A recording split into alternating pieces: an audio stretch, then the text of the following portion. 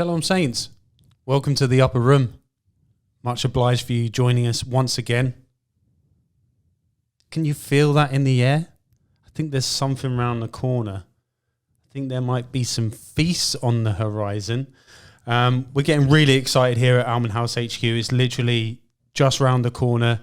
I know there are some guys who may already be doing certain feasts, depending on what calendar you're following, etc. However, we are definitely in the midst. By the time we broadcast this, I think we will be well on our way with trumpets at least. And then looking forward to Atonement, then ultimately Sukkot. So it's coming thick and fast. It's that time of year again. Thanks again for everyone that's tuned into the last couple of the After Hours episodes. Really enjoyed putting those together. If you haven't already checked them out, head over to the channel once more and give that a look. That'll be much appreciated.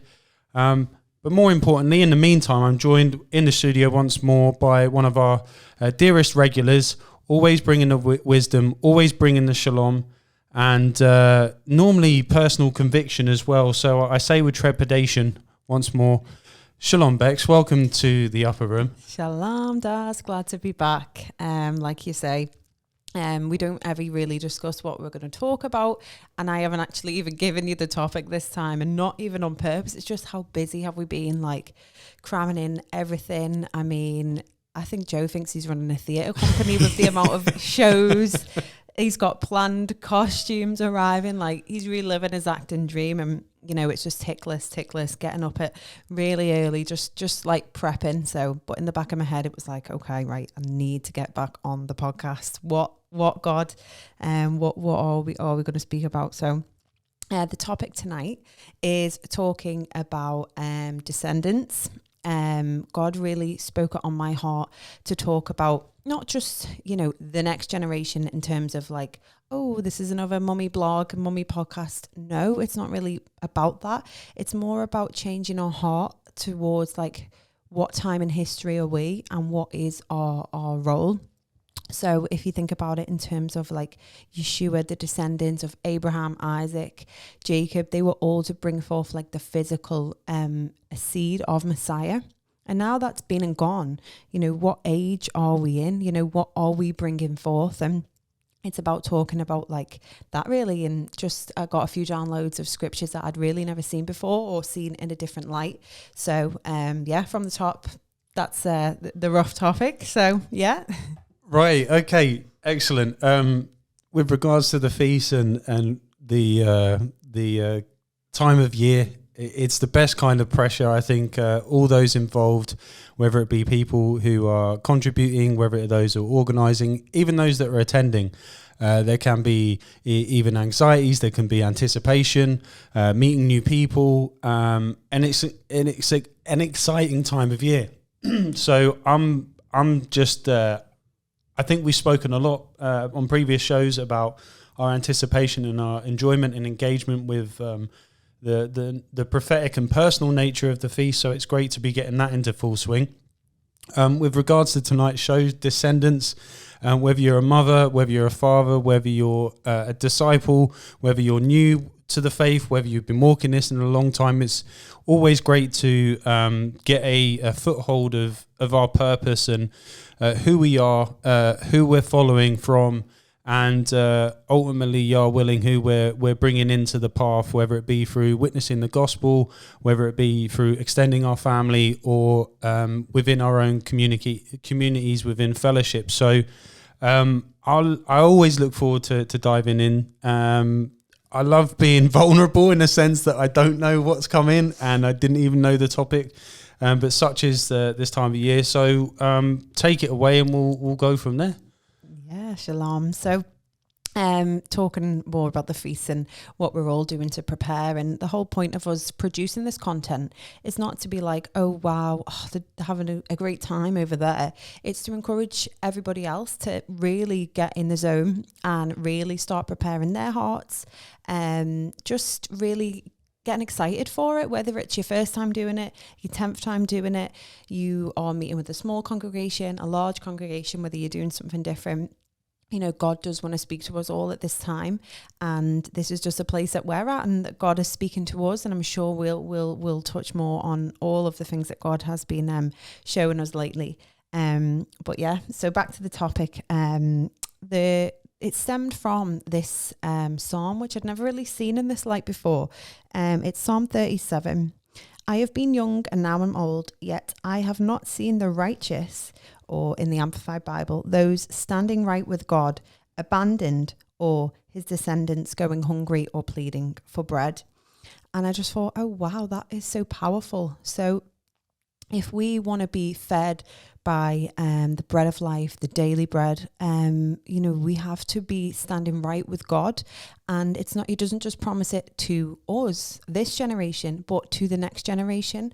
And I just thought that was so powerful that when you come on this walk, it can almost feel like it's all about you. Do you know what I mean? Like, you get the revelation, you get pulled out of the world, you are the one picked from your family, and you get a bit like, oh, I must be doing something right here, God, you know, like, oh, praise Yah, it's me and not them.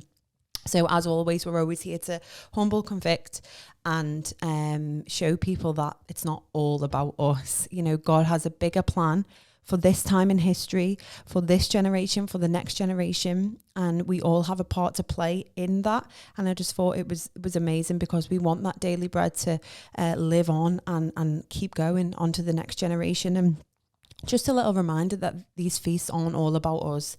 As we're living in this time, we have a big role of service to play, and people are watching us, whether it's online, you know, through our podcasts, through our content, whether it's through the children watching us, whether it's through new people coming into the faith. We all have a massive responsibility to, you know, be selfless at this time. So yeah, just starting off with that really, and see what you think. Yeah, I think it's especially pertinent given the time of year. I can definitely speak for myself and others when it comes to that experience of coming to the faith. And you may in the early stages think that you're the only one, and it is special. It is, and you do feel chosen. You do feel singled out. But ultimately, that Yeshua came as a suffering servant the first time, right? So if we're to be conformed in the image and likeness of Christ, the more our walk unfolds, then surely servitude has to be at the heart of that. And I think that's when it becomes less about you. Of course, you're your own character. You're limited to your own senses and perspective, and we've covered all these things before. However, when it comes to either being part of a community, whether it's being in a family, it becomes less self-seeking. You become less self-aware and conscientious, because you're basically serving other people a lot of the time, and rightly so. In turn, you're being served yourself as well. So it's not a completely, you know, you're not getting shortchanged in that sense. But yeah, and that's healthy. I think that's a great perspective to be in. And in the notion of Descendants, it becomes less about, oh, what am I doing for God, and how am I doing these things? It's what am I doing to prepare for those around me, or those who are you know, in my lineage, etc. So it's a part of maturing, I think. Definitely. And you know, not everybody is called to have their own children. Not everybody is in that position or called to marry. But there's always someone younger than you. And this is the download that the Father gave me. And it's like, yes, I am blessed enough to have a child and children looking at me, around me, but not everyone's in that position. But it doesn't mean that you're still not an example, because there's always, you know, we're called babes on the walk. You know, Paul relates to literally like a baby analogy, like they drink milk and then they go on solid food. Like, you couldn't be, you know, God calls us like children of God, son of God. So there's always someone less along the path than you, especially if you've been on this path for a long time. And they were absolutely obsessed with Descendants, the lineage. You know, they were just obsessed. You know, look at Jacob and the 12 tribes, and it was just so much more of a focus back then. And I feel like we kind of need to realign our focus to like who's coming after us. So yeah, you may not have your own children, but there's always going to be new believers coming on this path, and they do need trained. You know, it says in the word that older women train up and teach the younger women. And there's just loads. There's elders. There's loads of scriptures about being an example to those that are younger. And I think as we go along this walk, we can almost become, maybe things have happened and maybe you've been hurt. You know, I've talked about like having walls around you and God and stuff like that. And you can almost become a bit closed off, that it's like, well, they won't listen anyway, so what's the point? And I totally get that. There's nothing more frustrating than when someone asks for your counsel and they just don't listen. And for me, that is really hard. But for me, it's like, well, think of all the counsel that I had at that time. I just might not have been ready for it. Don't give up on that person. Keep praying for them. Keep pouring into them.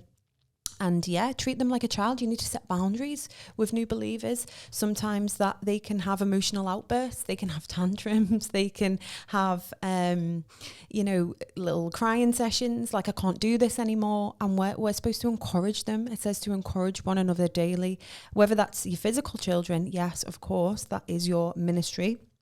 But also like younger people along the walk. And Sukkot, trumpets, Yom Kippur is like the perfect time that you will be around a lot of people that may not be as experienced as you in the feast. And yeah, maybe they've never cooked for a certain amount of people before. Maybe they've not been on the cleaning rota. Maybe they've not lit a fire before, but this is a perfect time that we can like pour into them.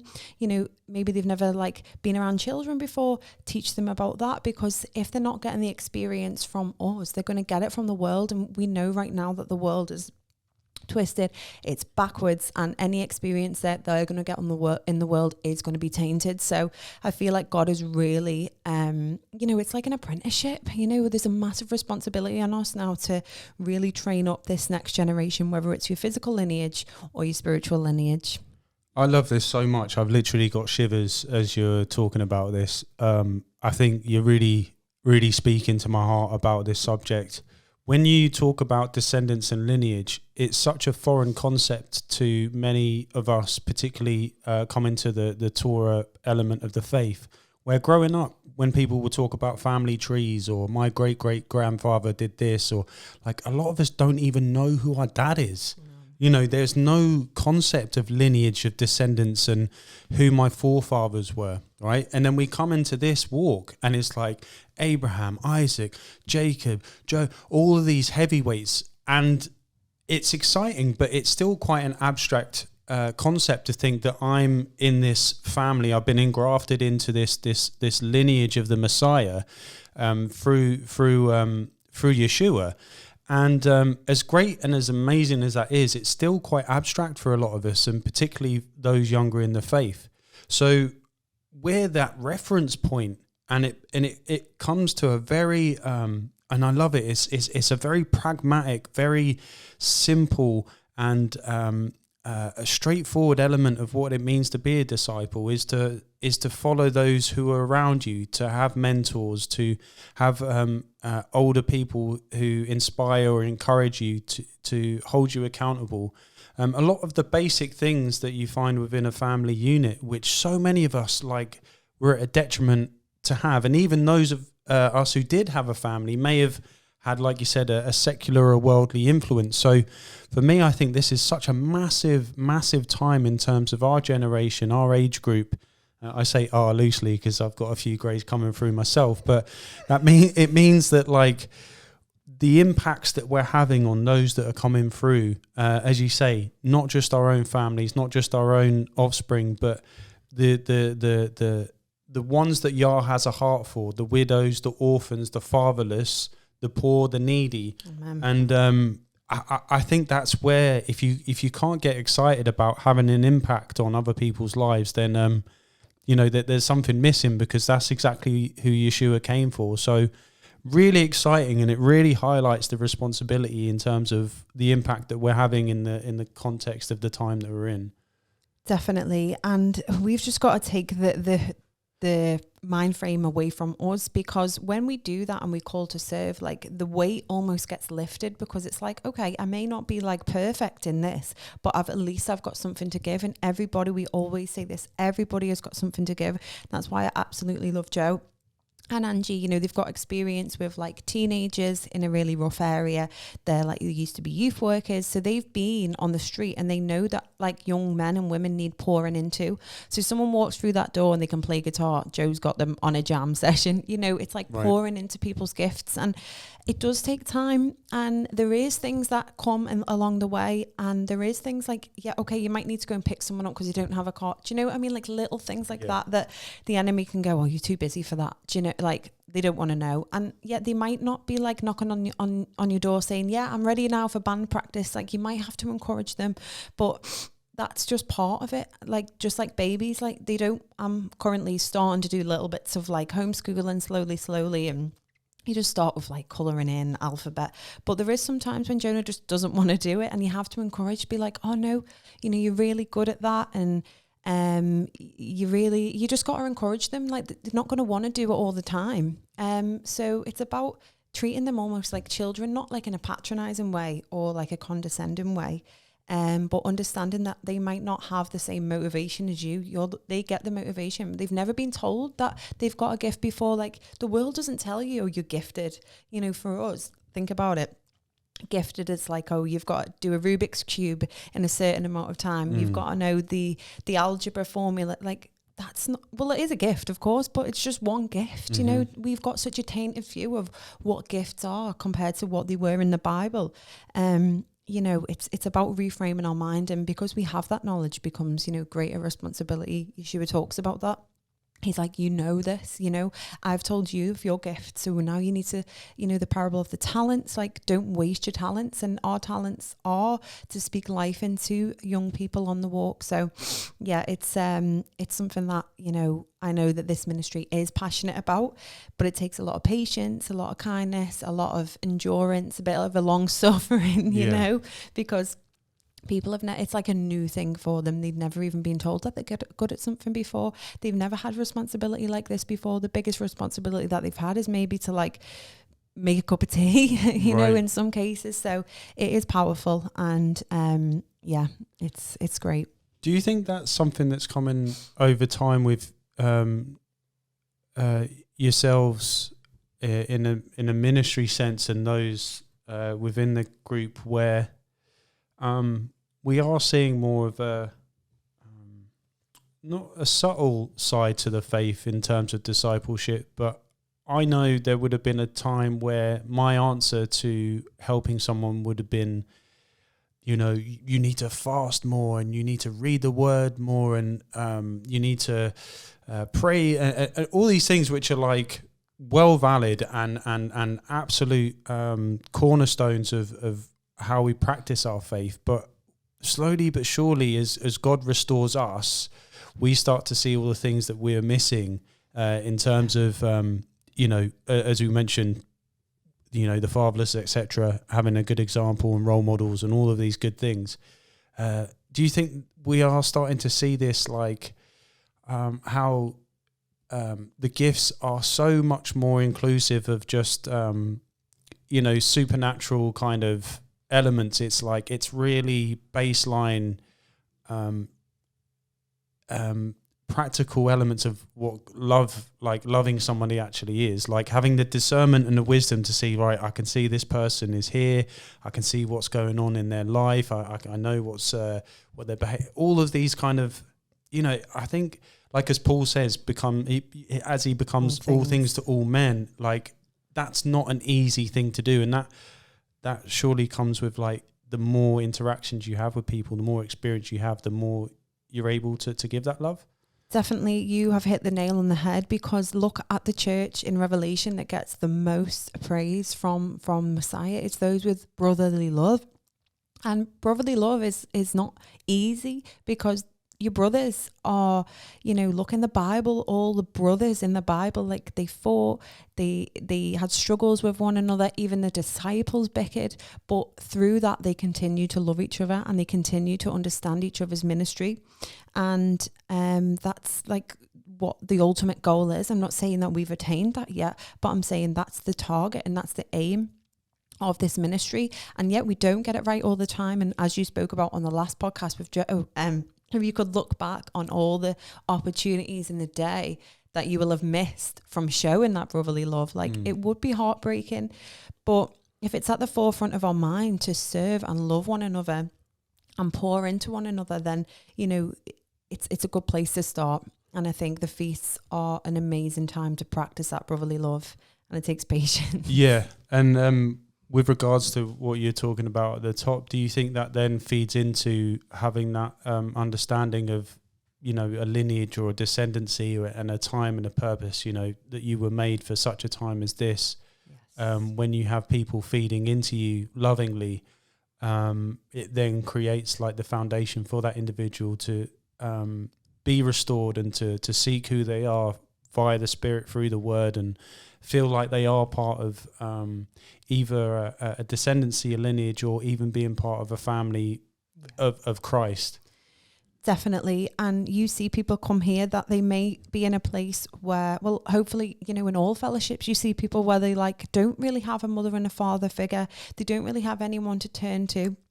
And I think that's the whole point of the church and the assembly back in the day, how our country started. There was, as we always say, there was somewhere at the bottom of the road, and it probably would have acted as a food bank, or they may have been able to lend money, sugar, bread, trade. And I think about, you know, cultivating that environment that like we are here to help, and there is resources that we can bless people with and help till they get on their feet, and, you know, encourage, just like your parents would do for you. But a lot of people don't really have that because, you know, we do live in an area in a society that is a little bit broken, and that's okay. And it's the tests on us then to be like, oh, you know, they're being needy or this, but it says to be there for the poor and the needy and the fatherless and the orphan, who don't really have a place as a family. So, you know, we do become that surrogate family. You know, God was obsessed with adoption, being grafted in. So we have to practice it. It's all right us saying it, but when someone comes to you in need because you've got literally nowhere else to turn, God is asking us, like, how are you going to serve this person? And it may be the 100th time that you've served this person, but as Yeshua says, like 70 times 7, you keep forgiving, you keep doing it, because ultimately you're not going to be the one that's going to stand before God and say, oh, do you know what, you know, like, you've done too much for that person. And I believe, yeah, sometimes people can become a little bit dependent, and it's about encouraging them to stand on their own 2 feet. But there's a certain way of doing it, just like a child, as they get to maybe like 16 or 18, it's about like, oh, come on, mate, like, you need to get a job here. I'm not kicking you out, you know, get a job, pay a bit of income into the house, do your chores, help the parents. It's like a slow process. It's not like you know, in our society, it's like, okay, they turn 16, 18, off you go, pack your bags, you're off to university, you're off, you can afford it now. And it's like, wow, they're just out there in the deep end. If you're led to do that and your child is ready to do that, absolutely fine. But you still have an opportunity and a responsibility to pour into your children past the age of 18. You know, they're still going to need you to counsel them, to guide them. Maybe they might need you for a bit of support every now and then, but it's about slowly, like gradually leaning away from them. And that's the same with the members in the church. So I just thought it was powerful that God uses analogies, so same as like agriculture, and he uses like the family unit and the lineage and growing up, children, babies to adults, as an analogy for us to use inside the church. And I just thought it was really powerful. And yeah, we are seeing it a lot. Maybe we're not recognizing this is what's going on, but it's about going, wow, like, the churches were built on this. So, you know, we are, and sometimes you can be like, we're not the church, we are the ecclesias, we're the fellow, like trying to mix yourself with different words. But at the end of the day, like, if we want to be the bride and the gathering, it doesn't matter what the Strong's root word is, like, you're still doing it. There's still a responsibility. It doesn't matter how you pronounce the word church or ecclesia, like, as long as you're doing it. I've seen people literally say, you don't say church like this, it's this. But then they're going off on their own. It's like, do you know how silly that sounds?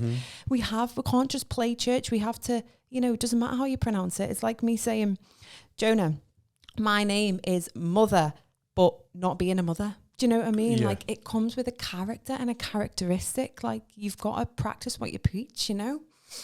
it's a real test, I think, that we're finding within this move of the Spirit, in that we have a blend of zealousness and revelation of the Torah, and this kind of studious intent to the faith, which is incredible. And I think, again, we need that. We need solid doctrine. We need good teachers. However, I think the word that comes to mind is family.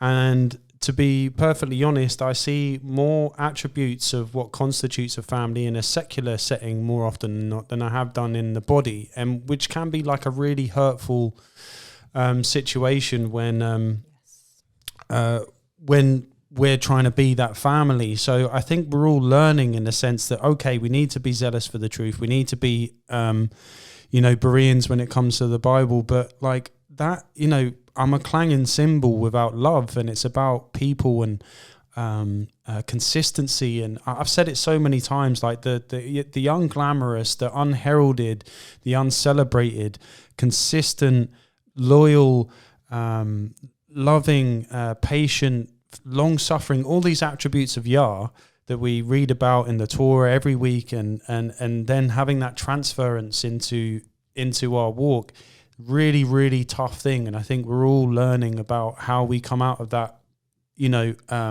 single player mindset, and then actually get back into this like zoomed out focus of like, no, this isn't about me. This is nothing to do with me. Like, I really need to try and lay myself down as much as possible. But there's a very strange, I don't know if synergy is the right word, but there's a crossover where we're all kind of learning this ourselves, but then at the same time we're trying to pull up those that are with us as well, because we're all kind of in this flux of maturity. But I think, again, it's the heart of so many of us in our group, especially where we have come from some really rough experiences, and our heart is to provide that love, so the identity, because that's what it's all about, right? Identity as Israel and identity as descendants of Yeshua, for other people to catch on to that and become empowered via the gospel, and then live that life that's reflective of what we study, because otherwise we'd be hypocrites. But it's tough.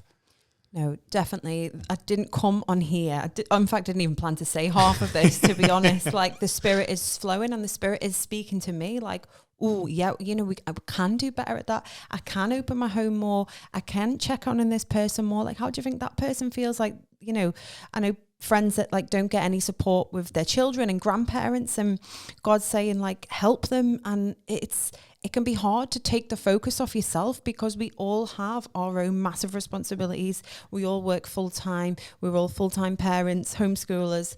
We don't have that like outlet of, time, really. We're all struggle for time, but God is pressing us so hard, and he's really to see what oil we are going to produce. And it's that time of pressing that we do produce like the finest oil.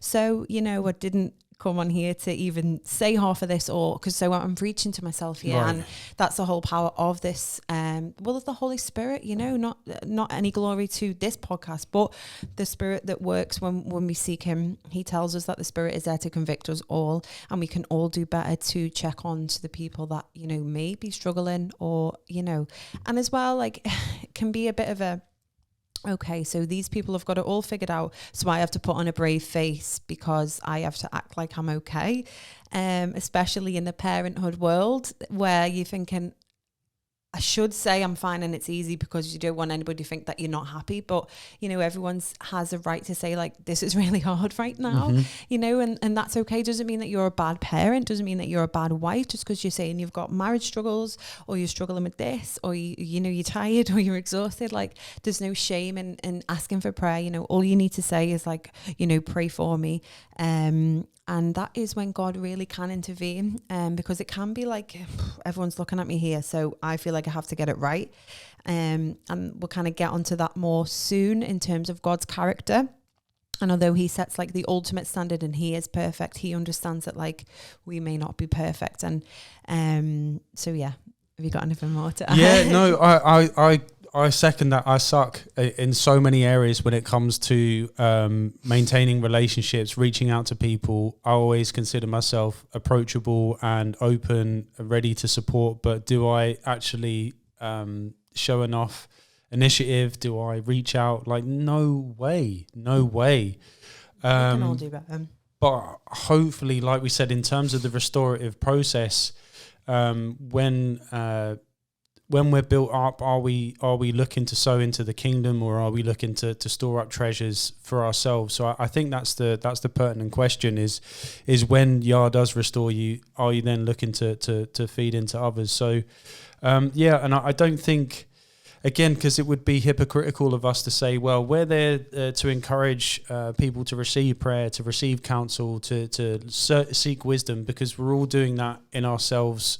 And there's, much wisdom in many counselors. So, I don't think it ever stops. And I don't think we ever, I think the weird thing is, conversely, is that it just increases our dependency on Christ, because we need him to fill us up so that we're then firing on all cylinders for everyone else, whether it be people in the fellowship, whether it be our family or spouse or whatever. It's like, no, I'm now far more dependent on because I can't do this. Like, I'm depleted. My levels are low. Like, this is the point where I need to give up, or I feel like I want to give up, but Yah restores us to keep going. So again, it's his character, it's his promises, and then hoping that restores us to the point where we can keep, fighting the good fight. It's so true. And as we're working and talking about this family analogy, God really does push us to the point of exhaustion. And the analogy that I will use, any new parents, anybody, it's like, it's the hardest time of your life in terms of, like, right now you actually need to just have a time out and, like, alone time, because you are so mentally drained. But God is saying, no, you get in that fire, you get in that lion's den and you fight, and look where your strength comes from. I think there was a scripture in Ezekiel talking about, like, the lioness and how, like, mothers do have to do that.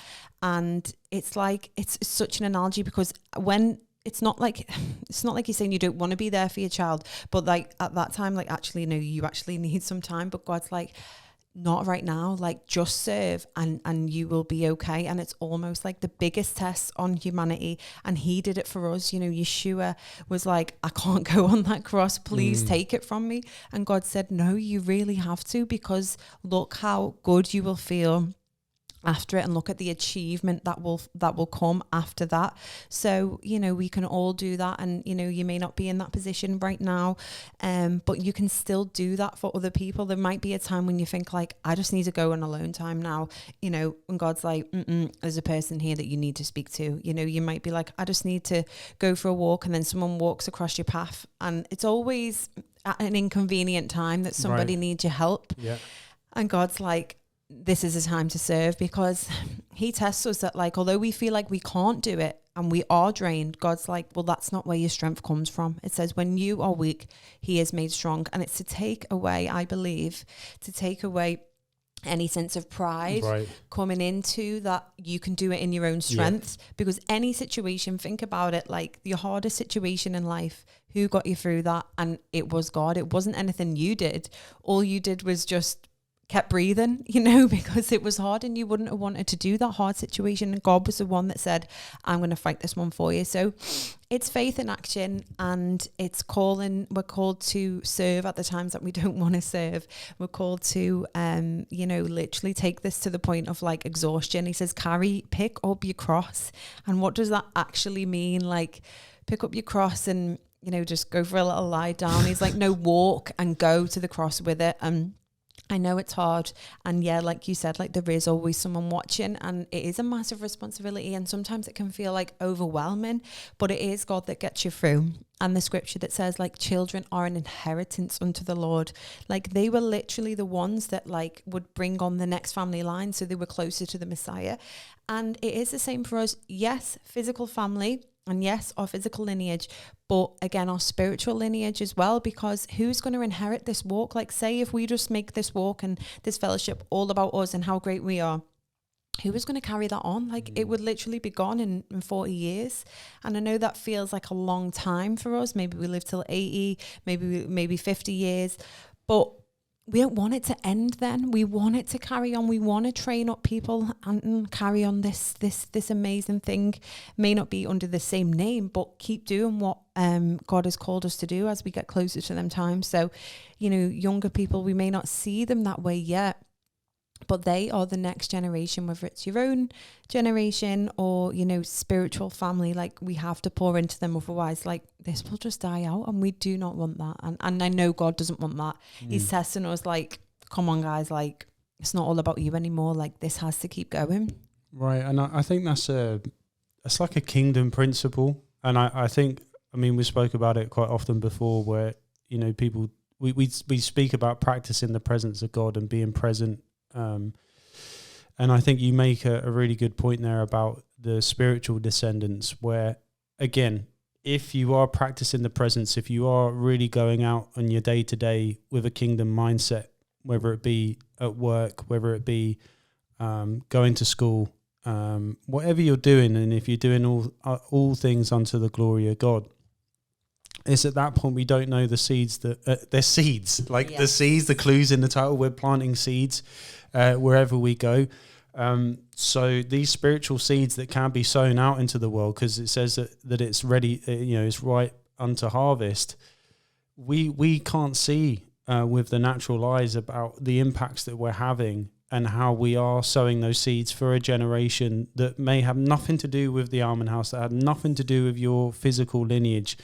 But because of your actions and the way in which you're conducting yourself in the name of Yeshua, who knows what's being taken on board, whether it's with people at work, whether it's people you play football with, whoever you come into contact with, and you're doing it in the name of Christ. We don't know the impacts that they're having. So yes, on one hand, if we were to really weigh up the responsibilities that we had, like I wouldn't get out of bed, like, you know, like it's a real thing when you surmise like all of the stuff that's going on, like it's a lot, but Yah doesn't give us anything more than what we can bear. So it's remembering that also, that when you are at your weakest, when you are emptied, it's because he's doing it, not you, not in your own power, in your own vanity, in your own strength. It's like, it's truly Yah doing it. And it's always with a perfect measure. Like we serve a God of balance, you know, and imbalance is an abomination to Yah. So he's not going to tip you over the edge. Like you may feel like, oh gosh, like I'm well under the cosh here.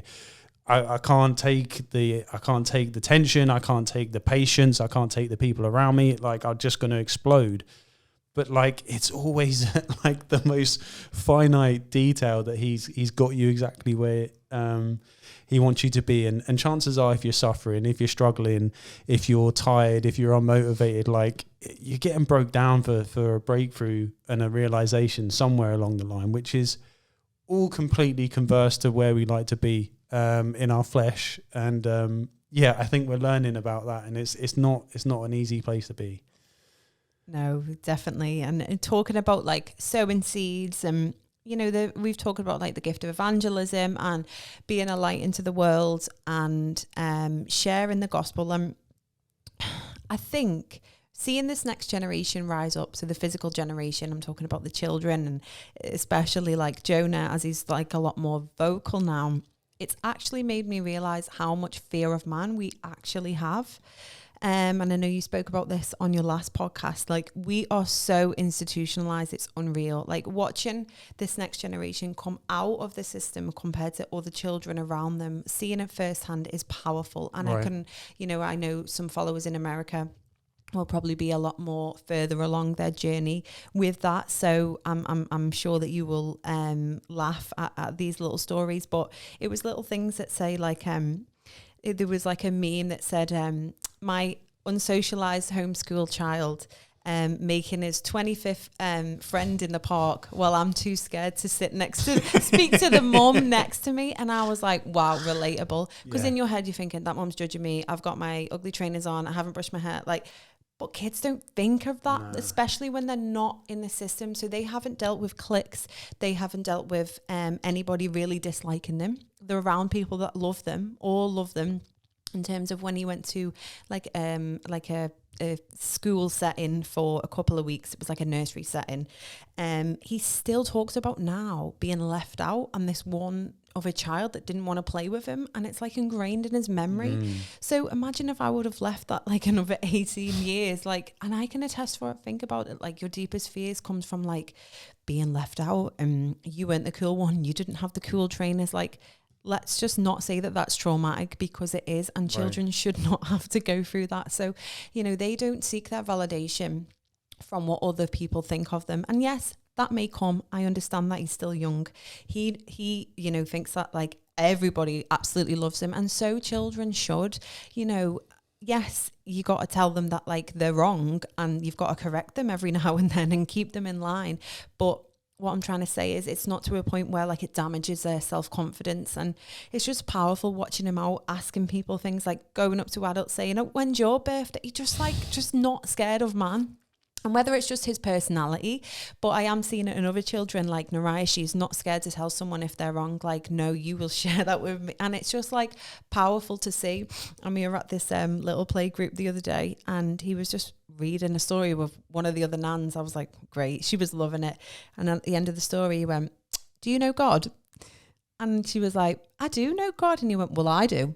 Wow. And it was just like powerful to see some like a child not being scared of the fear of man at 3 years old to say that he knows God. Basically, it was like the Gruffalo story, and he was a little bit scared of that one. I thought, I'll just let him read it. It's like some weird little tree monster thing. It's not ideal.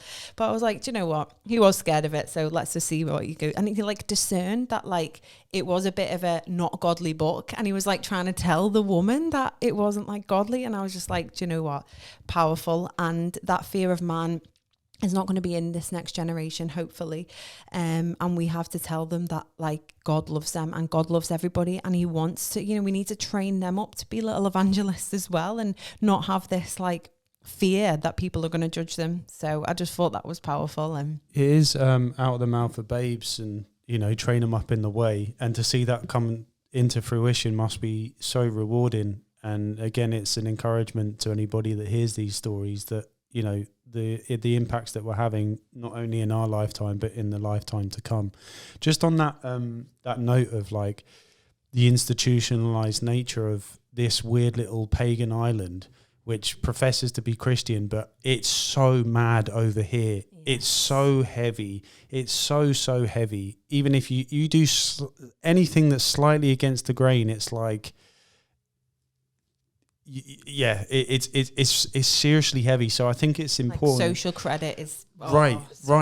And if you do anything different, it just sticks out so hard. So it's an important reminder in terms of how hard the thing that we're trying to do is. And it's not just, you know, this kind of hippy dippy, we love Jesus. It's like, no, it's a lifestyle. It's a coming out of a deep principality ran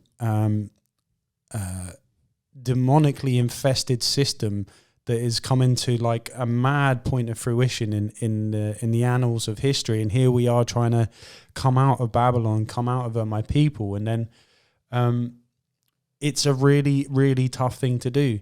So I think when we're taking our children out of this and taking ourselves out of this, it's just a really important reminder that we need each other, and we need to know that it's not just, like you said, it's not just for ourselves, and it's not just for what we're seeing in this lifetime. And it's slightly off the track, but like I often think about Joseph running away from Potiphar's wife, and his decision, how it literally impacted the whole. You know, you talk about the intercession of Esther and Mordecai, you know, Haman, like these really pinpoint moments in the history of Israel that come down to like minute details that they wouldn't have known the scale of it. You know, if Joseph hadn't run away, if Esther hadn't protested, look, if you hadn't have stepped out the system in 2024, if you hadn't walked out that job because they wouldn't give you the Shabbat off, if you hadn't have kept yourself chaste for your love, like all of these things are like they're big impacts in terms of a physical and a spiritual lineage. So I think, again, it's that encouragement to people out there. It's like however mundane and regular you feel your walk with God is, like, forget that. Like, it's all supernatural. It's all incredibly important to Yah. Otherwise, he wouldn't have put you on this earth at this time. So, yeah, and again, I think it's just that reiteration of, like, we're trying to do a really hard thing and we need each other. We need a family to be able to execute this. Do you know what? I just really felt the word discernment, and every example that you talked about, like Joseph, Esther, Mordecai, it come down to their discernment. And you cannot use discernment if you are sheltered away from a situation. So God didn't, God could have easily made Joseph not be in that situation to become tempted. He could have easily made, other people not make certain decisions and have, like, the good decision and the bad decision. We all get choices to make. And I think that's about the biggest thing that we can give to this next generation, whether it's your children. So for me, Jonah knows that, like, the darkness is around. He's like, oh, it's coming up to Halloween, can't believe people celebrate that. And in the shops, he's like, scary spiders and stuff. And it's just hilarious. But he is still a little bit drawn to it. So I'm not, like, super strict in terms of, like, don't look at it and run away from it. But I'm just like, he has to be in that position where he has to discern it for himself and be like, that's not good. But I'm just like, come on, we don't do that. And you show them what you do instead in terms of, like, Sukkot, the feasts, and it's about flipping it on its head. But we can't really pull ourselves away from it completely. It's always going to be there. The darkness is always going to be there, and it's up to us to teach this next generation, whether it's your children or people on the walk, that okay, you're going to have to make a decision, a good decision, for you to get blessed now. And any bad decision you make is just going to make you your walk with God delayed, or I don't even know, just a little bit further away than where you should be. And it's about having grace for them when they, they do make the bad decisions, but really saying, like, did you not understand you were in a test there? Or so it's powerful. It's about teaching the next generation discernment. We may have that discernment, but personally for me, I wouldn't have this discernment if I hadn't have made a load of bad choices or been in a position where I had to make a good choice. So it's about teaching them right from wrong, and saying, right, do you know this is right and do you know this is wrong? And it's up to you to make that decision. And while they're still children, it's not like I'm saying I'll go to a Halloween party and preach the gospel. I'm not saying that. But what I'm saying is, like, when it's in the shops, a lot of people will be like, let's just walk away from it. Or you can educate them while you're having this conversation, because children, and especially children in the walk, if it has an element of mystery to it when you don't tell people. So you could just be like, oh, drinking, party, drugs are bad, but then they'll be like, why? You always have to explain to them why. And we have got, answers for that, like sorcery, your brain development. So children are whether it's your physical children or your spiritual children that are learning on the walk, they're very curious. And that's okay for them to be curious. It's okay for them to ask questions. And it's about setting that environment in the fellowship and in your home that they can ask questions and that they can stay curious, to a point where it's like, I think the world's adopted this, where it's like, you can be curious about sexuality. There is some borderline things that are just right from wrong. But there is some things that they're going to ask, like, why is that? And that's okay. And it's about having that conversation, or the environment that they can ask questions and learn from things. So it's sometimes not easy conversations to have, or sometimes part of you just be like, it's wrong, don't do it. But they are going to want to know why. And if they don't get a why answer from you, then they're going to get it from someone else. And chances are that they're not going to have as much experience in that. So I think that's really important too. Definitely. And I think that's a major component of wisdom, or moving in godly wisdom, in the sense that, and people do this in the world quite naturally as well, where your heart is for those coming through to not make the same mistakes as what you're making. So we've, bitten from the apple, we've done all the rotten stuff, and it's like, gosh, I really, really don't want this for you. So it's my heart that we do everything we can to stop you going down that road. And that's what we try to do for everybody. Just as you were saying there as well, we're talking about our own children, and we're talking about people within the fellowship. But I think another element that came to mind is the church at large, when it comes to discernment, when it comes to the family, when it comes to celebrating the feasts and really being aware of the commitment within the covenant element of the faith. It's like the responsibility that we have within, because judgment starts in the house of God, right? So we've got a whole body of people professing Christ who haven't maybe come to this part of the faith as yet. So that's another massive responsibility that we have in terms of like being a light on the hill that can't be hidden, where it's like because we see so much mixture, whether it's, and again, whatever, Christians doing Halloween and no, it's not even a case of like, oh, we want to do Christmas because Christ is in Christmas. Like, all right, we can have a chat there. But when it's like, no, Halloween's cool because we're dressing up as superheroes. It's like, do you know what superheroes are? Yeah. Do you know where these things are coming?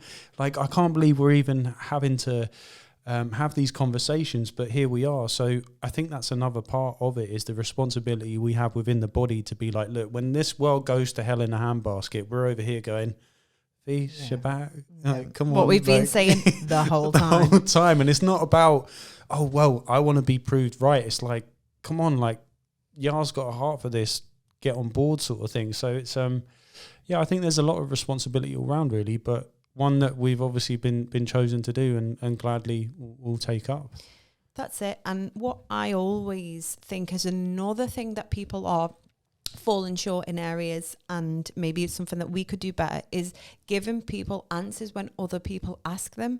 So you will get asked, why don't you do Halloween? I know for a fact Jonah will get asked that as he grows up. Why don't you do Christmas? So they need to be armed with responses and, some armory to go back to make people go, do you know what? That makes sense. Rather than people, like, they come through this door or they come to other fellowships and they're like, it's a new moon, it's the feast. And they don't really understand it. And I know it takes time to really understand it, but you really have to educate this next generation, physical or spiritual, in what they can say to other people, because, you will get asked, and it's nothing worse that when you get asked and you crumble and you're like, oh, so it's important that we give them, the armor. So Jonah asks me, and he's asked me for a very long time, like, what is Halloween? And I was like, well, it's the worship of death, and we don't worship death, and it's the celebration of the demonic, and it's all about death, and we worship light and the God of light and love and life, eternal life.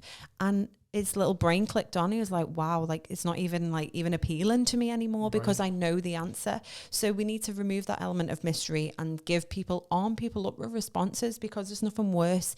And then you question it in your head. And I've seen lately is like, well, actually there's contradictions in the Bible. And I think that is just literally a case of like, they just don't know it well enough to be able to preach to other people. So it is sad to see, and maybe it's an area that we can all focus on, like, train people up, as Paul was training up the disciples and Yeshua was training them up. What did he give them? He gave them answers. He gave them parables to go out and speak, because he knew that they were going to get challenged, because it was like such a new thing for them to preach Yeshua, that the Messiah, that he had to say, right, you're going to have to make it relatable to people. You're going to have to make the lights and the things ping on in their head. You're going to have to talk about agriculture. You're going to have to talk about money, and you're going to have to use physical examples. And it's the same with us as we are training up this next generation. Like, you're going to have to make it like bite-sized ways for them to be able to preach it too, because you may be able to preach it, but it doesn't really matter, because you've done your bit and then they can't carry it on, Yeah. And with that, I think one of the sufferings of the church is falling into that hypocrisy of, oh, you don't count the whole book that you're professing, and a lot of the secularized nature of modern Christianity and the way people view it, it's like it's so far away from the book that even the layman looks at it and goes, well, you guys you're not doing what like Christ said, like it doesn't add up. And you may not have all the apologetics, you may not have all the answers, but I think people can respect when they say, oh, you don't eat pork because that's what it says in the Bible. It sounds so simple and so like rudimentary. It's like, oh wow, I can't believe that's actually, but it works. It's in there. So it's like, no, we try to do what the Bible says, and it's got to be simple enough for a child to understand, right? So yeah, I think when when we approach things as children with that simplicity, it makes a big difference, whether it's teaching our children in a way, or as you said, impacting them to go out and having the same answers. Because it is like they confound adults when Jonah says something and the adult get like, that's actually like really wise and true. So I think it's trusting the word, trusting what God says in terms of what we're to do and what we're to pass on, because it can feel like a lot. It can feel like, oh wow, how am I even going to teach all these like deep biblical principles, and I'm scared that my child's not going to but like they'll ask the right questions at the right time, and they really do. Like on terms of like the pork thing again, just randomly he was like, so like the pester power in supermarkets is just like hilarious. He's at that age when he's starting to understand signs and symbols. Like he loves mayonnaise, and I'm just trying to get him off it, like wean him off it. And at Angie's, he's like, get the mayonnaise out, Angie. And they get the mayo, and she got out this bottle of mayo and went, that's Morrison's mayo. And it's just like they just like pick up on everything, and I'm like, oh, we started off with sour cream, how have we got to mayo? Like they're just honestly they're hilarious. So obviously in the supermarket he picked up this packet of like ham, you know, like the oh, it was disgusting, you know, the Billy Bear ham in the UK, right, that's like processed in the shape of a bear, and now they've even put Paw Patrol on the packets. And he's like, oh wow, this looks cool. And I said, no, that's ham. And he's like, it's that pig, and like threw it back on the shelf. Traumatized. So he's like, I can't believe I thought we could eat that. Why would they put Paw Patrol on it? And I was like, oh, I just don't know. And you know, some people do eat it, but they don't understand why. And he was like, well, asking me like deep questions. He was like, well, why? What? And I was like, well, you know, cow is safe because cows have, he was like, they have 5 stomachs. Wow. And what do they, and he was actually asking the right questions in terms of like pigs. And I was saying like, they don't sweat. So, you know, as they grow up, you can still have the more in-depth conversations. And it's the same with mature Christians and immature Christians. Start them on the milk and say, right, it's in the Bible, mate, you need to cut it out, it's got a couple of parasites. But as they grow, they'll be like, oh wow, cow's got 5 stomachs. And that's just like a little analogy. But as we see in our children, we can see in the younger people on the walk, and it's powerful to see them ask the questions and the light bulbs come on, and hopefully the babies in the walk stay along and keep asking the right questions. So yeah, it was just hilarious. But yeah. Do you reckon that because of and again, I'm sure you're not alone in this, but do you think like loving engagement enables you to have these conversations where you know every child has the why, you know, everything's why but I would imagine like when you're still like trying to do your job and you got to do all your things and you just haven't got the time or energy, that you just can't be bothered to like engage, so you just palm them off or you give them something else. But how important has it been for you to actually and I'm not you know putting you on a pedestal of like having everything perfect, so I'm sure you have your moments like everyone else does, but like actually having that time and freedom to, do you know what, I'm good, what, let's have a chat, let's talk, like I can actually do this because that's what my job and role is. Like this is really cool. That's it. And children as well as babies on the walk, the more time you spend with them and the more time you pour into them, the more the open book they will be. So you meet people on a Shabbat maybe, and you have very sometimes surface level conversations. How was your week? How was the weather? And it doesn't, the new conversations and the deep conversations don't come after 1 week. You have to pour in and spend time with them. And it's exactly the same with your children. And the more time that you invest in what they are interested in, they will open up to you. And, you know, you can't physically have these conversations if you just don't see them. You know, they're going to have these conversations with other people, and that conversation may not have happened if he was around other people. You know, he might be in a position where he gets given a pork sandwich and he can't really understand why. He just says, because my mum said so. Right. And then you are ultimately the weird one. His mum doesn't let him eat pork. He's got to have weird sandwiches. And before you know, then it's just like a spiral of, I'm the left one out. I don't want to be the left one out now, Mum. When I'm 18, I'm going to go near bacon butty. Yeah. So that's just my 2 cents worth and how I feel about raising this next generation. We don't want to raise them to be the odd ones out or feel like they are like at a loss. You know, we are called to be set apart, be the alien in the land, but none. That was a positive thing in the Bible, and the same for the young people in the work. In the walk, we don't want them to be like in the workplace, like, I can't even have that bacon butty, and I'm so ashamed to tell you why, because that's not going to last. You know, they're gonna walk away from that and go, it's too much for me. I just can't handle this. But what they want is to be like bold and be, that's not good for me. I'm not going to eat that. And you might think I'm the weird one out, but just trust me on it. And it's so relatable. I think that's where I'm so grateful for this Torah element of the walk, where I think so much of modern Christianity have handed their children over to the system, knowingly, unknowingly, that's debatable, whereby they put them in the system and then they come back either rejecting the faith or really struggling because they don't have the fullness in terms of the scale of the history of what it is that we've been a part of and what we're trying to come out of. So as you said, instead of just saying it's demons, like, all right, it is, but at the same time, like, you can't, if you say that enough times to folk, they're not going to listen. They're just going to think you're off your rocker. You can't actually have that conversation like properly. But if you are, as you said, training them up in the way and giving them the time and being able to arm and educate them, like, they can be so much more ready than even children in the world. Like, I know employers are seeking like homeschooled people because they know that they're like sharp. Yeah. Whereas like the ones that are getting like sent through the factory settings are like, they're not producing what these companies want. Anyway, the point being, what was my point? My point is, so many points. Like, we're giving our children the power to not just, again, be rejected for the sake of being different because mum said so, because mummy says it's demons. It's like, it's so much more than that. And it's, again, it's impacting their environment. It's empowering them. They're not suffering because of a result of it.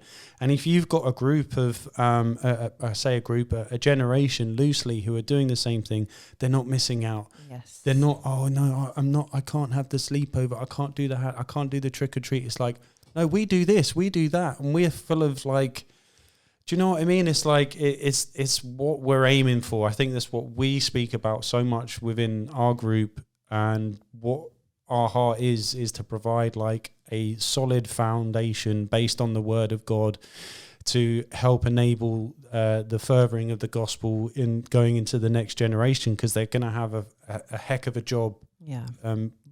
All the more so than what we've had. Definitely. Part of me makes me think like, oh, it can be scary, but then I think, well, no, I don't have fear because we were born at such a time of this, and maybe we are being, Hannah always says that every group that we go to, like, our children do stand out, whether they're like the most fiery, and if they're not having a good day, they're not having a good day, and they'll let you know. And they may bicker and they may fight and they may not be in a good mood, but Hannah was like, look, I've worked with children, and if anything, that's actually a good sign, because they feel safe to let out their emotions. Yep. And they feel safe that like they're not going to be judged just because they're having a bad day, and they don't really have the coping skills to be like, I'm just going to take a minute here like we do.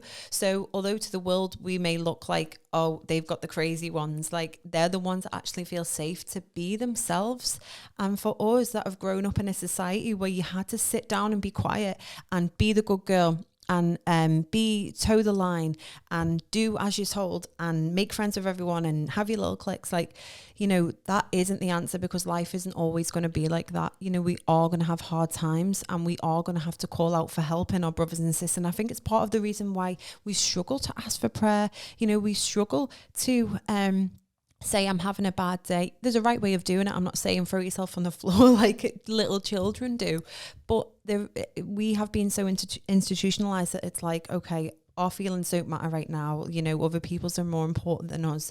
But it's about teaching them like the Spirit of God can intervene in your life, and these are the coping mechanisms. And yeah, it might not be nice, and you may not want to share or be a nice child now, but you have to do it. So Jonah and Nariah, they are quite feisty, and they're so like their dads. It's actually quite scary and hilarious. And when they get hungry, oh my days, they just turn from hugging each other and playing to like shouting each other, like who can shout the loudest, shut up, kicking.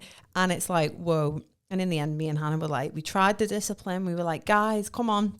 In the end, I said, well, God is not happy about this, guys, and you're not treating each other like Jesus would treat. And then they both went, sorry. And it's like, we had to get Bible on them. Like, none of my discipline was going to work at that moment. They were just hungry, they were tired. But in that time, like, we had to really bring in the gospel message and say, like, come on, guys, you're not acting like God would want you to do.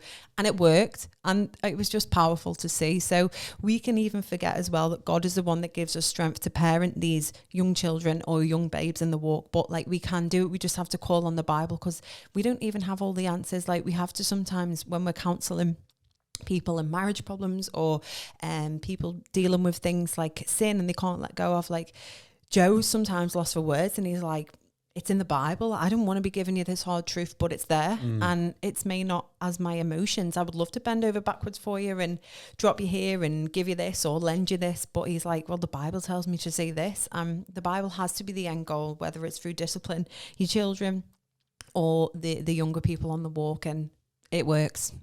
Yeah, I love that.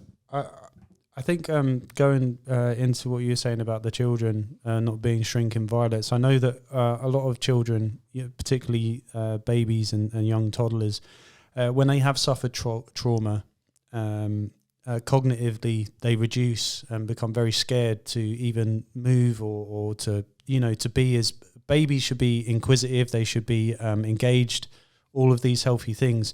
We got to remember also that we're called to be the head, not the tail, right? So prophetically speaking, we shouldn't be raising these little, and I'm not saying that, I'm not advocating for bad behavior by any means, but we're going to be raising children that are going to be bold, that are going to stand out, that are going to be different. Amen. And for those reasons, like, all the more reason to empower them with the truth and to empower them with the Bible. And I think we can say there's not a syllabus out there at the moment that you'll find on the national curriculum to do this. Definitely, so it's like not. you are going to have to get chapter and verse on it from time to time, and that's good though, because we're learning and we're all trying to do that, and you are willing, depending on the time frames, they may be doing the very same thing. So. Yeah, and I find it powerful that these children are not scared to call you out on hypocrisy. So as a parent, right, we have to, it's very hard to give a rule and then sometimes stick to it, because ultimately they sometimes pick up on behaviors and language from you. So for example, we teach them, say, don't tell people to shut up, for example. That's like not a nice thing to say, and they just come out of it sometimes and think, where have you even heard that? And I think, oh, I might have just said it, like, shut up or something. And it's not a nice word to say. It's just not nice. But I told Jonah, like, it's not nice to say. And he went, well, Jacob says it. And I was like, what? And he was like, he does. When he's surprised, he goes, shut up. And it was in terms of, like, when you're shocked and go, shut up, bro. Shut up. And I was like, you clever little thing. Yeah. Like, they are watching you every step of the way. And he was like throwing something. And Jacob went, it's not cool to throw, bro. Like, I don't throw. And he went, but I bet you throw your top in the washing pile though, don't you? And I was just like, how can you even, like, so they're all calling out for you for hypocrisy. They're watching you for every little step that you make. But the fact that he feels confidence enough to, like, correct you for saying something, like he says, like, why did daddy do that? Oh, and I'm just like, well, yeah, why did he do that actually? Daddy's a bit stressed right now, or mummy's a bit stressed. And he went, still not kind. And it's powerful. And I'm like, okay, yeah, we'll work on it. Do you know what? Like, I'm still working on this too, mate. And it's a powerful thing to give to your children, that, like, mummy isn't going to say the right things all the time. And I'm sorry. And I'm working on it. And how did that make you feel? And he's like, it's not nice. And it's like, wow. That digs deep, and it's like, okay, I am genuinely sorry, and we'll work on it together. And then when he has little moments, that seeing him, like, work on his emotions, be like, I'm sorry, it's just powerful. No, I think that's incredible, and that's the Spirit moving in terms of, again, we talk about sanctification within relationships, whether you're on your own, whether you're married or courting, whatever. There's always degrees of sanctification, and the interesting thing with that is, again, nothing gets wasted. And a child, you spoke about curiosity towards the darkness. And it's like, well, a child still needs to recognize sin and what's sinful, right? And without being like, that kind of typical, like, you evil child, that's it, like, we're going to beat the devil out of you. Like, it's not that. It's like, no, Mummy has sinned. She was this, she was that. Like, and they learn what it is. And again, that's like, they see repentance, they see forgiveness, they see all of the facets of the faith in like a real short like burst of time. And again, it's really important to have that like dialogue and time to explain like, no, what Mummy or Daddy did was sinful. This was bad. God didn't like it. I'm sorry. Do you forgive me? They forgive you. Like, that's all part of like, it's all there. And we can relate that back to like younger people on the walk from us. So they might see us like slip up from time to time, but it can actually sometimes comfort them that like, well, I actually know that you're just a human being now, and that you are normal, and that we do make the same little mistakes, because God doesn't like pedestals. And although we do have a pedestal higher than our children in terms of authority, like, we still cannot be hypocrites in the household. Like, we have to still abide by the same law. It's God's law.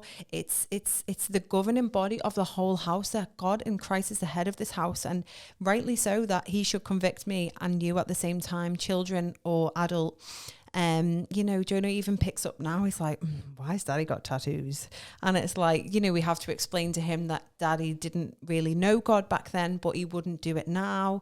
And he said, well, I bet you ate pig when you were a kid, to me. And it's like, oh, wow. Like, so it's like going, well, yeah, I did. But, this is what it got me. It wasn't very healthy. And so you're constantly on your toes explaining different things. And it is powerful to do. And we have to do that to the younger generation. And I think the whole point of like sharing our testimony, coming on podcasts like this and being real and raw, that saying like, we don't have all the answers, like that must comfort someone early on their walk. Right. And it's sometimes hard to be vulnerable, to say like, oh, I do struggle in this area. But if anything, it's relatable, and the same goes for our children. I'm not saying that we have to be on the same level as them and just be this like sinner because sin is okay. No, it's about teaching them that like we all do slip up, and the only one that was without sin was Yeshua. So yeah, it is a learning curve, and if anything, your children and those there to be lower than you on the walk, not lower, but like younger than you on the walk, they're there to keep you accountable too, because I see sometimes like little behaviors in other people, like they might speak a certain way like Joe, and then it'd be like, well, is that right? Like, so people are watching all the time is what I'm trying to say. And we are an example, and Joe's like, okay, maybe I need to rein that in and not say that. Or I'm the same around like girlfriends, and I'm like, okay, maybe I shouldn't have said that. I'm setting the example here, or the tone for the conversation. Maybe I shouldn't be like so negative. Maybe I should be a little bit more positive. So it's like you said, it's balanced scales. God loves balanced scales, and everything that comes out of these mouths, like we will be tested on, and we're called to edify with our words. We're called to build each other up, but we do have room for being human beings, and people are always watching, but it can edify people when you're struggling, and be honest that you're struggling, to your children and younger people on the walk than you. Definitely. And yeah, God shows no partiality in this structure. There's obviously hierarchical systems put in place for the family within the church. That's all well scriptured. But he shows no partiality in that regard. And I think, just to reiterate that, like, I've said it many times, that there's so many podcasts out there now, and I think what we do, again, this isn't self-congratulatory or boasting. It's like, it's a weird place to be in, to show vulnerability and to show the weakness and the humanity within ministry, within the relationships within our ministry, without devaluing or weakening the position of those in the group. And I think we may have rode the wave of that in certain times, and we're all learning how to do that in the right way. But ultimately, I think that the church has suffered because of that lack of honesty. I mean, you can't go on a mainstream news channel without seeing a scandal, some abuse, like really, really bad stuff. And I think part of this transparency that we have is a degree of accountability to say, look, we're trying to do what the word says. We fail, we make mistakes, but yet you are still giving us the grace to keep doing because we've got a heart for doing what it says.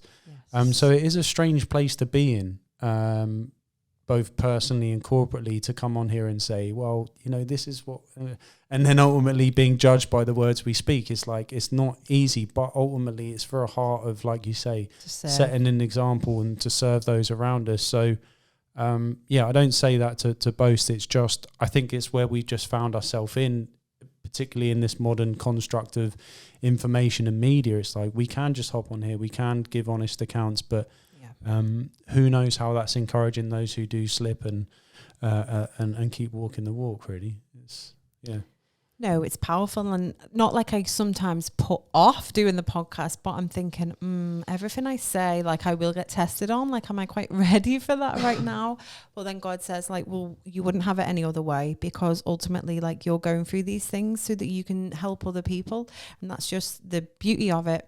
As we mature, we can, we've been through life experience that we can pass down to our children. And it's often sometimes that, like, as they grow up, like things that my mum told me, like, you need that element of maturity to even understand, to be like, I knew what you're on about there now. Like, I did understand. I understand that. I didn't like it at the time, but I was so thankful that imagine. So children don't naturally come out saying, please, thank you. They don't come out naturally being kind. They don't come out naturally sharing. You have to instill them things into them, and it can be painful, and you can feel like you are repeating yourself time and time and time again. And it's the same with baby believers. You're like, are they just not getting it? And then all of a sudden the light bulb comes on and they get it, and you see them sharing a toy with somebody else, or not having that outburst of anger, or not, or controlling themselves in a certain situation. You're like, wow, like, my fruit and my labor has finally come to fruition. And I hope people see that in the feasts as they carry on with the feast. Maybe you're seeing people there on their third Sukkot and they mature.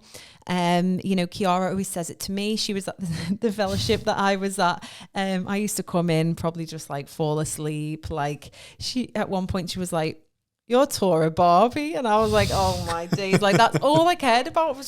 Wasn't bothered. Like, it was going in, but people must have just thought, like, why is she even here? Like, she might as well just be at the pub down the road or in Topshop shopping. Like, I understand that now. And I can remember when I was getting rid of all, like, my old wardrobe and stuff, like, we did a car boot sale and people were looking at some of the clothes like, oh my, like, and do you know what? And at the time, I was just like, okay, like, kick me while I'm down. I'm trying here, buddy. So it's like, we have to show this love and compassion that, wow, they are changing their wardrobe. Praise ya, encourage them, be like, I see you making that effort. Like, praise ya, you've really grown. And that's what I love about our elders in this fellowship. They will always encourage you rather than speak down to you. It's like when I see Jonah making a bit of progress, I'm not like, oh, you should have done that time ago, or about time. It's about time you can hold a pen. Right. And it's like, well, no, all he's looking for is that little bit of praise that he's finally doing it. And, it's about time you coloured in your lines, you're nearly 4. And it's like, no, like, let's not speak to people like that. Let's encourage them and say, I understand that it's a big thing and it's a big achievement. So we've all been there at the start of our walks. All we need is a bit of encouragement and a bit of love and compassion, but also guiding in the right way. We can't allow sin. There is some be all and end alls that we just can't have in the fellowship, and the same within our homes, but it's about incorporating that in a loving way, and setting boundaries lovingly. But lastly, I just want to speak on the scripture that I'd never actually seen before. And it was in, one sec, let me find it. It's in Matthew, and it says, and Jesus said unto them, can the children of the bride chamber mourn as long as the bridegroom is with them? But the days will come when the bridegroom shall be taken from them, and then they shall fast. And essentially, when you read that scripture, you think, oh, it's all about fasting. And yeah, maybe they didn't, maybe you go in a spiral, like maybe the disciples didn't fast. And it's like, for them, you miss the word, the children of the bridegroom, of the bride chamber. And I was thinking, like, what is that? Like, who are the children of the bridegroom and the bride chamber? And the child, the word is the Strong's G5207, and it's child, attendant, son, descendant, a son used of young animals, offspring of men, children of Israel, sons of Abraham, a pupil, a son of man, a term describing somebody carrying and having weakness and mortality. So we are all the children of the bride chamber, and we're all waiting for him to return. And it may feel like, we're fasting and we're doing without, and that we're in a deficit here, but we're not. He's explaining to us that we are all his children, and we're all trying to get this right. Whether you've got children or you are an adult or you're further along the walk, like, we are all children of God, and that we have to really, take this light, and we will not take it lightly, and we will mature and we will grow up eventually, but we have to be there for those younger than us as well. We all are the children and sons of man. I thought that was beautiful to see and apply to this Descendant podcast. Beautiful. For all of the meat that we chew on, for all of the depths of the Torah that we go through, we are ultimately still children, completely dependent on our Father in heaven. So a very really pertinent scripture to end on, and just reiterates who we are and who we serve, and ultimately our Father cares and desires the best for us, and it's treating those around us with the same way in which he treats us, which I think is amazing. I really enjoyed that. That was really cool. Again, loads to chew on. I hope that this conversation can inspire you, can encourage you to again come back to that servant's heart, that servant's mindset, and to do the best with what talent that the Lord has laid upon you and given you, and what he may give you in the future, because who knows what you're going to be called to do, who you're going to be called to serve, and ultimately who you're going to be made to be. So really enjoyed that, Bex. Any final thoughts? Just the last scripture again, one of my favorites, talking about children, and it's in Isaiah 53. Your children will be taught by the Lord, and great is their peace. And I think if we always remember that, like, children and parents now, they're like obsessed with their kids not being anxious and stressed, and putting the kids in yoga classes, Pilates classes, giving them breath work, giving them tarot cards. Like, I see this agenda, this new age agenda, to give their children like a peaceful life. And it's like, to attain to that, like, they have to be taught by the Lord. And that's the end and short of it. I spoke about the testimony where parents, me and Hannah, had to bring Bible on toddlers. It seemed to work. It's the same for all the children in the world. Spiritual children that are early on in their walk, they need to be taught by the Lord. And the same with our physical children who are growing up in this horrible society where we're taught that peace comes from within. Do whatever you want. It's just Satanism 101. But ultimately, for them to have peace and not be anxious, it is to be taught by the Lord. And however that looks to you, you have the discernment. You're the one that's going to stand by God and say, like, did you teach your children by the Lord? And if you believe that you are wholeheartedly teaching your children by the Lord, then you can't go wrong, and your children will have peace. But if your children have anxiety, have stress, trauma, things that you all may have to be open and honest. There's times when I'm like, okay, that wasn't right. I shouldn't have put him through that. I shouldn't have treated him so harshly. You do have convictions as a parent. Every parent will, even younger people in the walk with them. Like, maybe you didn't give them enough time. You need to question yourself, like, are you teaching them in the ways of the Lord? Because if you are, then you can't go wrong, and great shall be their peace. Amen.